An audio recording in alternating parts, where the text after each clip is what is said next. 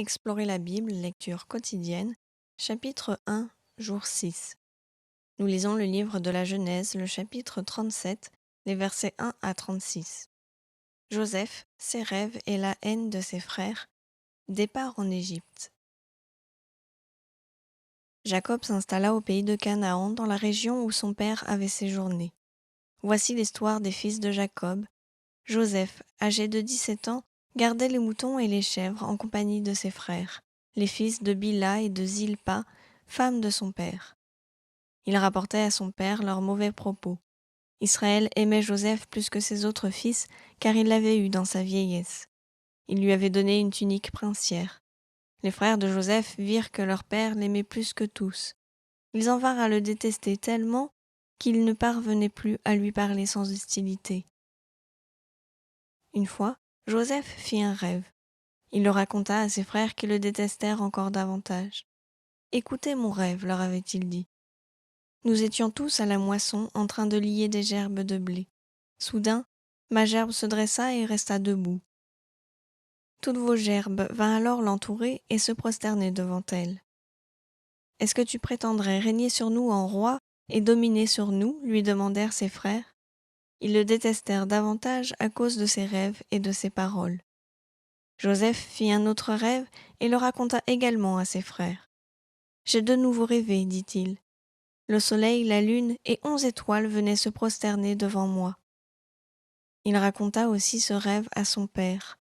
Celui-ci le réprimanda en lui disant « Qu'as-tu rêvé là ? Devons-nous, tes frères, ta mère et moi-même venir nous incliner jusqu'à terre devant toi ?» Ses frères étaient exaspérés par lui, mais son père gardait en lui ses paroles. Les frères de Joseph se rendirent dans la région de Sichem pour y faire paître les moutons et les chèvres de leur père.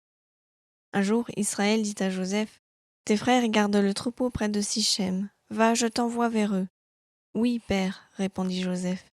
Jacob reprit, « Va voir s'ils vont bien ainsi que le troupeau, puis tu m'en rapporteras des nouvelles. » Jacob l'envoya donc depuis la vallée d'Hébron. Quand Joseph arriva près de Sichem, un homme le trouva tandis qu'il errait dans la campagne. Il l'interrogea. « Que cherches-tu » ? « Je cherche mes frères, répondit Joseph.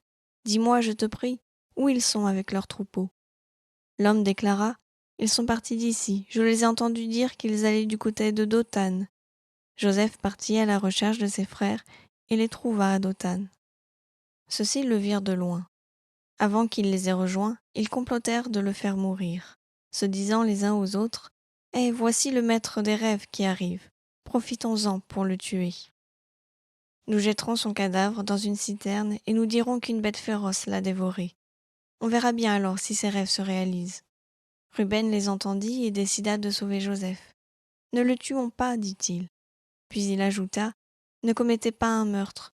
Jetez-le simplement dans cette citerne du désert, mais ne le tuez pas. » Il leur parlait ainsi afin de le sauver et le ramener à son père. Dès que Joseph arriva près de ses frères, ils se saisirent de lui, le dépouillèrent de sa belle tunique et le jetèrent dans la citerne. Cette citerne était à sec, complètement vide. Puis ils s'assirent pour manger.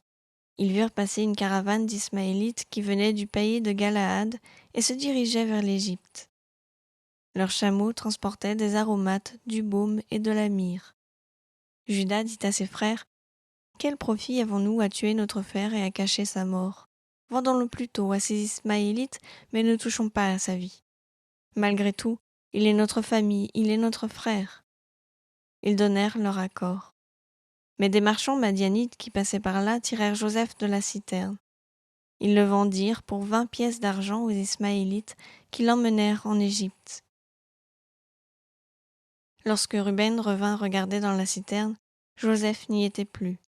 Ruben, désespéré, déchira ses vêtements, retourna vers ses frères et s'écria « Joseph n'est plus là, que vais-je faire maintenant ?»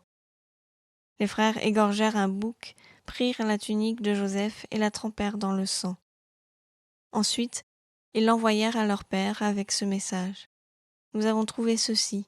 Examine donc si ce n'est pas la tunique de ton fils. » Jacob la reconnut et s'écria « C'est bien la tunique de mon fils.